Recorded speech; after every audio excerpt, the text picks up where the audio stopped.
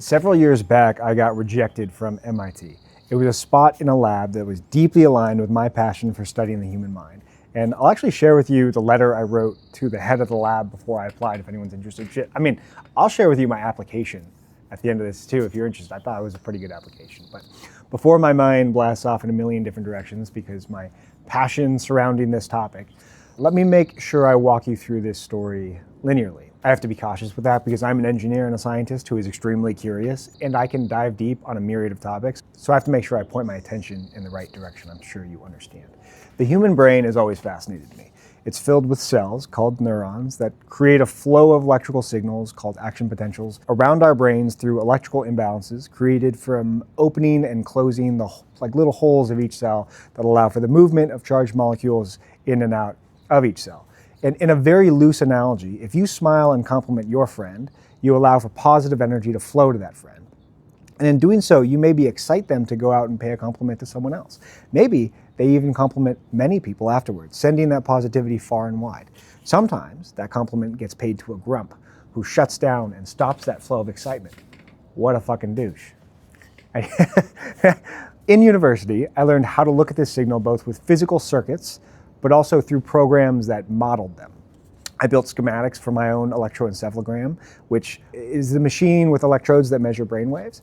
That got me interviews at some cool opportunities around the nation. I used a power supply in the university basement that I thought had the correct voltage, but because it was archaic, as much academic equipment is, the numbers were slightly rubbed off, and I think it would provide 10 or 100 times the amount of power I thought it would, and it just melted the fuck out of the board that I was building and turned straight to smoke, which was shocking to say the least.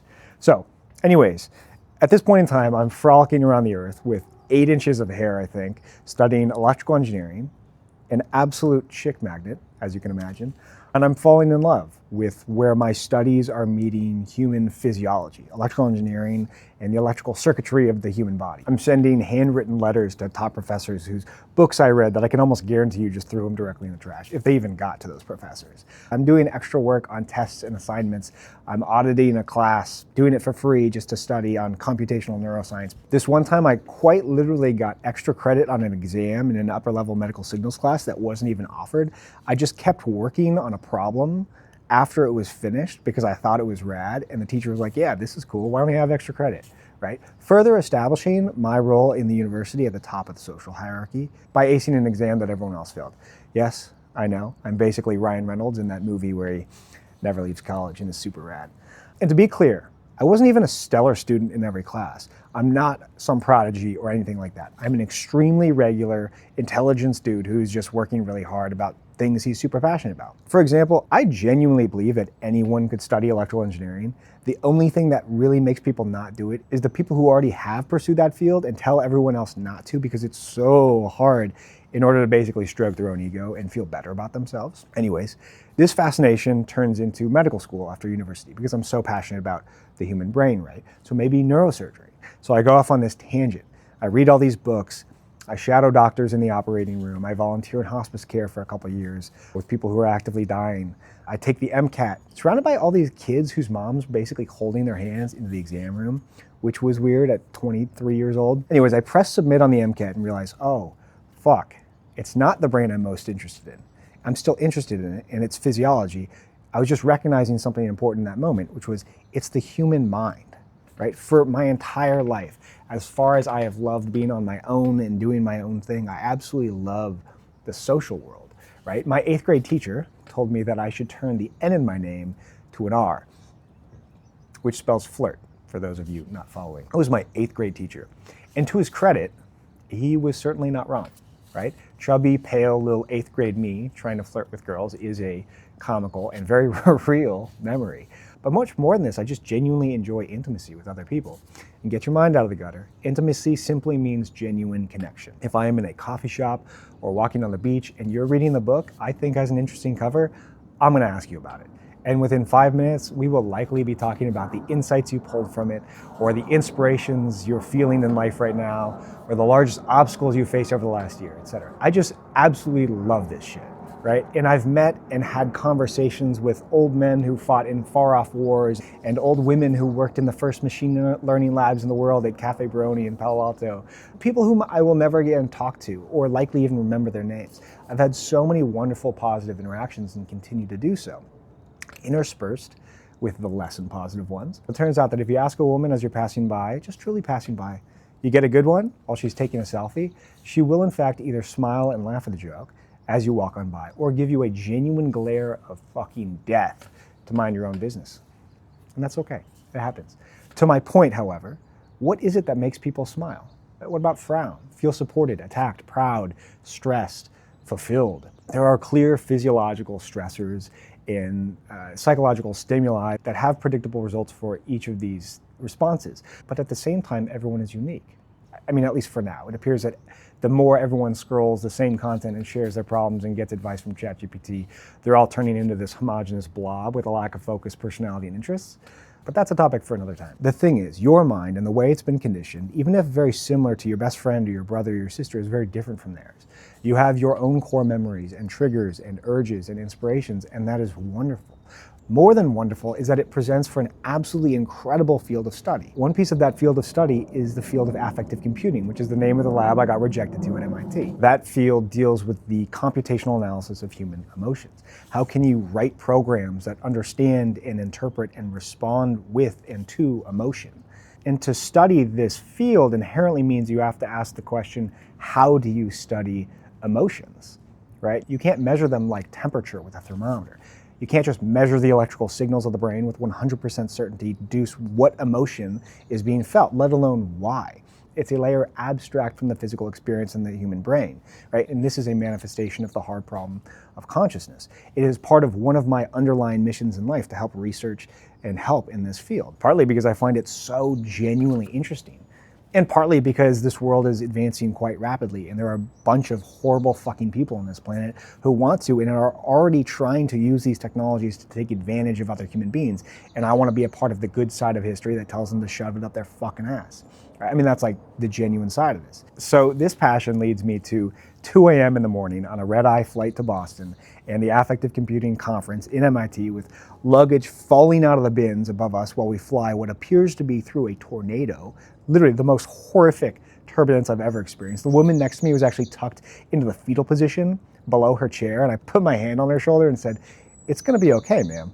To which she looked up at me and responded, "No, we're going to die." Fortunately, she was incorrect. Unfortunately, this did lead to a delusional, sleep-deprived version of me walking into the media lab on the MIT campus, suit on, bags under my eyes. And I quickly perked up as I wandered around and struck up conversations. I learned about what was going on. I talked with some of the smartest minds in this field, many of which who looked at my name tag and said, "What's Ioline?" which is my company. And I said, "Oh, it's a business I'm starting." To this, I wouldn't say they rolled their eyes, but I could tell I moved in their perception from possible prospective grad student / slave in my lab or other esteemed scholar to some schmuck who just wants my attention. And I'm being a bit facetious. I did make some wonderful connections. I learned a lot. I got to talk to the head of the lab who would eventually reject me months later. Third time I bring this rejection up, only for humorous effect. I have no negative feelings toward it.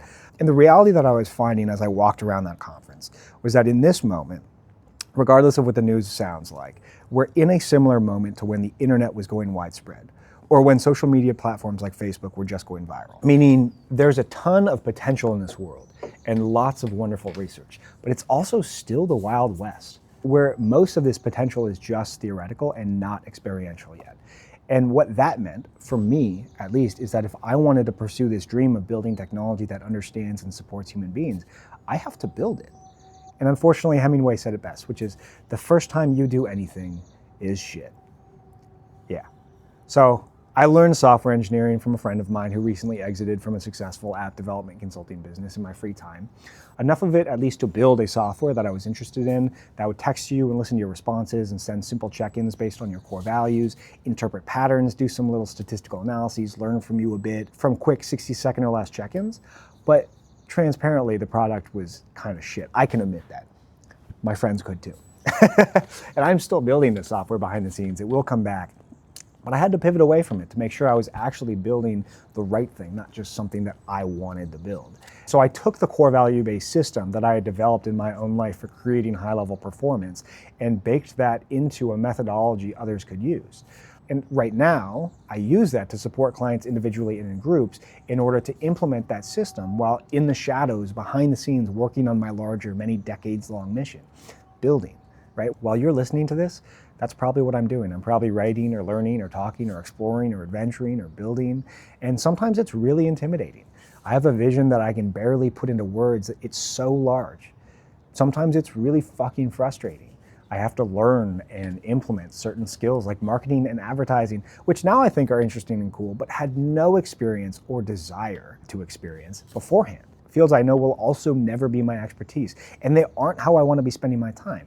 I'm also not good at them, which sucks, right? Because I want to be spending my time on the things I'm good at, but it's necessary for the business. Sometimes it's exhausting. I still take on contracts in the data science world to keep my programming and engineering skills sharp for when I get back into the heavier research and engineering and science world of this mission. And so it's a lot of time. Sometimes it makes me feel pretty small because I'm constantly taking on new roles and projects and doing things that I have no experience in. And the first 10 or 100 times, there's shit. I just do it poorly because I don't know what I'm doing yet. And it takes iterations in order to know what you're doing.